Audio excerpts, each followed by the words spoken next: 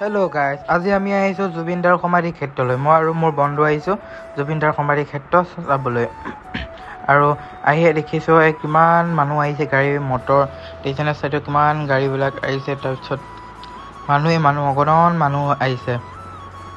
গাড়ী ছাইডত এইবিলাক গাড়ী ৰখাব দিছে আৰু ছাইডত এইবিলাক পাৰ্কিং দিছে। পাৰ্কিং কৰি পেলাই এনেকৈ ৰাস্তা দিছে, ৰাস্তা বনাই দিছে। ৰাস্তাৰ মাজেদি যাব লাগিব। এতিয়া আমি বাইকখন থ'বলৈ আহিছোঁ। বাইকখন পাৰ্কিঙত থোৱাৰ পিছত এতিয়া আমি জুবিন দাৰ সমাধি ক্ষেত্ৰত এবাৰ লৈ যাম। এবাৰ বাইক পাৰ্কিঙৰ পৰা দেখুৱাই দিছোঁ। মানুহ অকণমান ভিৰ হৈছে, কিন্তু এতিয়া হোৱা নাই বৰ্তমান। মানে ৰাতিলৈ হ'ব চাগে। এতিয়া মানে ৰ'দ বহুত, গৰম বহুত। গুৱাহাটী চহৰ এনেও গৰম বহুত হয়, সেইটো কাৰণে অকণমান মানুহ কম। আৰু মই জুবিন দাৰ সমাধি ক্ষেত্ৰৰ ফালে অকণমান জুম কৰি দেখুৱাই দিছোঁ। আৰু এতিয়া আমি গৈ আছোঁ জুবিন দাৰ সমাধি ক্ষেত্ৰলৈ আগুৱাই। প্ৰথম বাইকখন ধুনীয়াকৈ পাৰ্ক কৰি ল'ব লাগিব, নহ'লে উল্টাকৈ থ'ব নোৱাৰি। থ'লে মানে বেলেগ গাড়ী অসুবিধা হ'ব। আৰু তেনেকৈ বাইকখন জেগাত থৈ পেলাই আমি আগুৱাই আহিলোঁ। দেখিবলৈ পাৰিছে কিমান গুণমুগ্ধই তেওঁক শ্ৰদ্ধা জনাই পেলাই চাকি বন্তি জ্বলাইছে। কিমান ধুনীয়াকৈ। আৰু ওচৰতে পাহাৰখনো আছে, দেখিবলৈ কিমান এটা ধুনীয়া স্মৰণি হৈছে। কিমান গুণমুগ্ধ আহিছে। এতিয়া আমি আগুৱাই পেলাই গৈ আহিছোঁ। এইফালে এবাৰ জুবিন দাৰ সমাধি ক্ষেত্ৰৰ ওচৰত যদি পাৰোঁ আপোনালোকক দেখুৱাম এবাৰ, কাৰণ মানুহ বহুত ভিৰ হৈ আছে এইখিনি জেগাত। যদি পাৰোঁ এবাৰ আগুৱাই পেলাই দেখুৱাব চেষ্টা কৰিম। আৰু এতিয়া আমি ধুনীয়াকৈ আপোনালোকক এবাৰ চাব, যোনে এতিয়া ভালকৈ দেখা নাই, ধুনীয়াকৈ এবাৰ দেখুৱাবলৈ চেষ্টা কৰিছোঁ। ক্ষেত্ৰত আপোনালোকে এবাৰ চাই লওক। ভিডিঅ' চাই মই অলপ ভিডিঅ' বনাই আপোনালোকক ওচৰৰ পৰা এবাৰ দেখুৱাব বিচাৰিছোঁ। ওচৰৰ পৰা এবাৰ চালে ধুনীয়াকৈ জুবিন দাৰ সমাধি ক্ষেত্ৰ।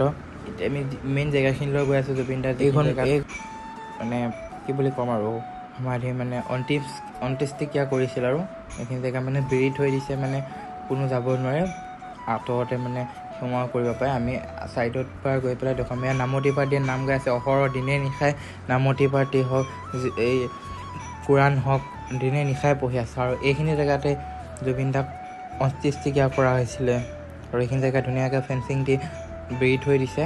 আৰু কাম পূৰ্ণগতিত চলি আছে। সোনকালে ধুনীয়াকৈ কৰি তুলিব জেগাখিনি, সম্পূৰ্ণৰূপে চলি আছে। আৰু এতিয়া আমি চাই মেলি ওলাই আহিলোঁ মৰিস্থলীৰ পৰা। এতিয়া ওলাই মেলি এতিয়া মানে আমাৰ ঘৰলৈ যোৱা টাইম হ'ল, ঘৰলৈ যাবগৈ লাগিব। আৰু ওলাই আহিলোঁ।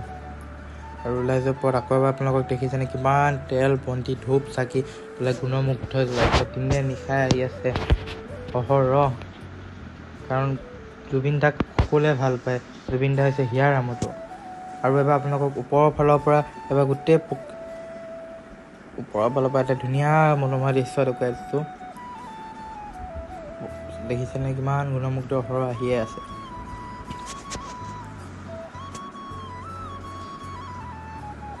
আৰু ওপৰত উঠি গৈ পেলাই আপোনাক ওপৰৰ ফালৰ পৰা এটা দৃশ্য দেখুৱাব চেষ্টা কৰিলোঁ।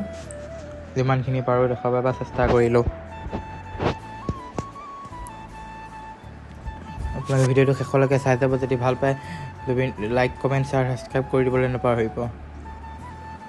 আৰু এনেকৈ আপোনালোক ওপৰৰ পৰা দেখুৱাই এতিয়া ঘৰলৈ যাব ওলালোঁ। ঘৰত যোৱাৰ আগত আপোনালোকক এবাৰ ধুনীয়াকৈ গোটেইখিনি জেগা দেখুৱাই দিবলৈ চেষ্টা কৰিছোঁ। ধুনীয়াকৈ ইমূৰৰ পৰা সিমূৰৰ কাৰণে এবাৰ চেষ্টা কৰিম। মানে আগত গৈছিলোঁ, সেইখিনি দোকান নাইতো। আগত গৈ পেলাই আমি কিবা এটা খাই পাই মেলি ধুনীয়াকৈ এতিয়া ঘৰমুৱা হ'লোঁ। আৰু জুবিন দাই ন্যায় পাওক, সেইটোৱে কৈছোঁ।